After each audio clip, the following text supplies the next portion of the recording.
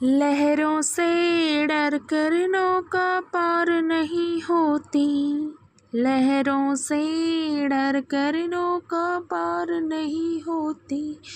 युद्ध का मैदान छोड़कर मत भागो तुम। कुछ किए बिना ही जय जयकार नहीं होती।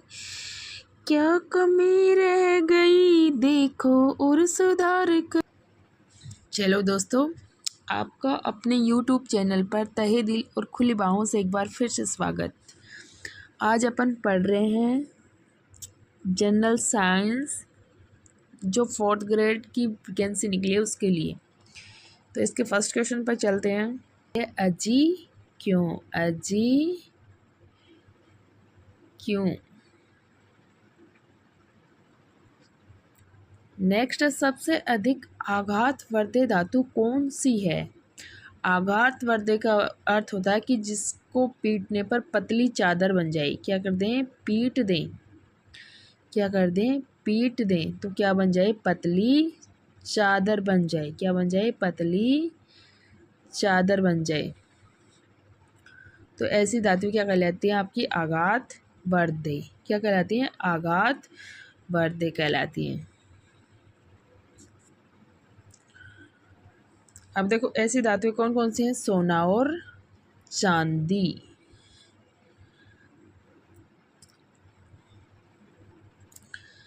अब देखो ऐसी कौन सी धातु है जो द्रवावस्था में पाई जाती है। तो द्रवावस्था में क्या पाया जाता है आपका, पारा। क्या पाया जाता है, पारा या Hg। क्या पाया जाता है, पारा या Hg। ठीक है, अब मूव करेंगे नेक्स्ट क्वेश्चन की ओर। सबसे अधिक तन्य धातु कौन सी है। तन्य का अर्थ होता है जिसके तार बनाए जा सके। क्या बनाए जा सके, तार। अब आपने देखा होगा कि तार है ना, वो धातुओं के ही बनाए जाते हैं। किसके बनाए जाते हैं, धातुओं के ही बनाए जाते हैं। सोने के 1 ग्राम से 2 किलोमीटर लंबा तार बनाया जा सकता है। 1 किलोग्राम से 2 किलोमीटर लंबा तार बनाया जा सकता है। तो सोना है वो क्या है, तन्य धातु। नेक्स्ट, ऐसी कौन सी अधातु है कि जो कि द्रव अवस्था में पाई जाती है। अधातु, धातु तो पूछा तो क्या बताया आपने, पारा बताया। और अधातु ब्रोमीन। ब्रोमीन क्या है, द्रवावस्था में पाई जाती है। चलो अब नेक्स्ट क्वेश्चन। ऐसी कौन सी धातु है जो कि उष्मा के कुचालक है। अब जिनकी चाल अच्छी नहीं होती, कुचाल होते हैं, तो वो क्या खेलते हैं, पबजी खेलते हैं। जिनकी चाल अच्छी नहीं होती वो क्या खेलते हैं, लोग पबजी खेलते हैं। यानी कि आराम से पबजी खेलते रहते हैं। तो पीबी बोले तो लेड और Hg बोले तो मरकरी। अब चलो नेक्स्ट क्वेश्चन पर। एक्वारेजिया क्या है।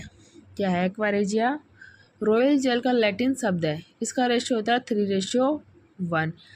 एक भाग तो होता है, सॉरी 3 भाग तो होता है HCl, एक भाग होता है HNO3। HCl का तो HCl में कुछ भी नंबर नहीं है तो ये 1 भाग, सॉरी 3 भाग। जब HNO3 के नंबर लिखे हैं तो ये 1 भाग। तो ये होता है आपका एक्वारेजिया। अब देखो उभयधर्मी ऑक्साइड क्या है। अब उभयधर्मी ऑक्साइड अब क्या है, धातुओं के ऑक्साइड हैं जो अम्ल और क्षारक दोनों से अभिक्रिया करके लवण और जल प्रदान करते हैं। क्या कहलाते हैं, उभयधर्मी ऑक्साइड कहलाते हैं।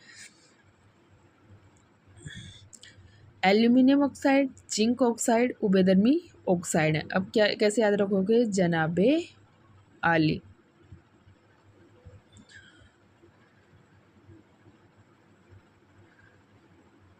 अब ये 2 तो ऑक्साइड ऐसे याद रख लोगे जनाबे आली से। अब देखो अन्य उभयधर्मी ऑक्साइड के उदाहरण। अब कई बार क्या कहता है, जो बहुत ज़्यादा प्रचलित एग्जाम्पल होते हैं ना उनको नहीं पूछता, कई बार कम प्रचलित एग्जाम्पल है वो भी पूछ लेता है। अब कैसे याद करोगे, ले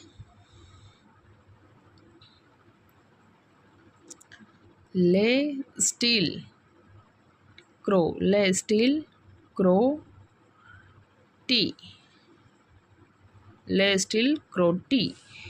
एंटी विष, एंटी क्या कर रही है आपको, विष कर रही है या विष कर रही है। एंटी क्या कर रही है, विष। बेर गली इंडियम, बेर गली इंडियम, बेर गली इंडियम।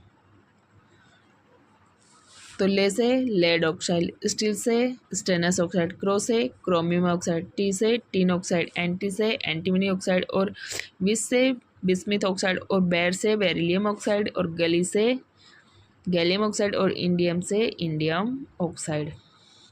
तो इस ट्रिक से आपको क्या करना है, याद करना है दोस्तों उभयधर्मी ऑक्साइड के अन्य एग्जाम्पल को। बहुत इजी सी ट्रिक है। ले स्टील क्रोटी एंटीविस बेरगली इंडियम। ठीक है, याद कर लोगे। अब चलो नेक्स्ट क्वेश्चन की ओर। देखो धात्विक ऑक्साइड की प्रकृति कैसी होती है। अब धात्विक ऑक्साइड है उसकी प्रकृति कैसी होती है, आपकी क्षारीय प्रकृति होती है। कैसी प्रकृति होती है, क्षारीय होती है। अधात्विक ऑक्साइड की प्रकृति कैसी होती है। अब इन दोनों में देखो आपको कंफ्यूज नहीं होना है, धात्विक ऑक्साइड और अधात्विक ऑक्साइड दोनों में कंफ्यूज नहीं होना। देखो अधात्विक और अम्लीय, इसमें ए आएगा, ठीक है। और धातु से क्षारीय, ठीक है, धातु से क्या आएगा आपका, क्षारीय। अब देखो ऐसी कौन सी धातु है जिसे चाकू से आसानी से काटा जा सकता है। तो कौन सी है, लिथियम है आपकी, सोडियम है, और पोटेशियम। और क्या है, पोटेशियम, जिसे क्या कर सकते हैं, चाकू से आसानी से काट सकते हैं। अब देखो नेक्स्ट,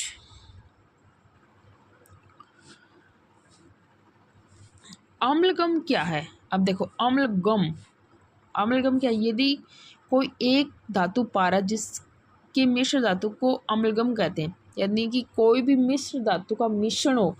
मिश्रण क्या होता है कि धातुओं का सममांगी मिश्रण। मिश्रण क्या होता है, धातुओं का सममांगी मिश्रण। धातुओं का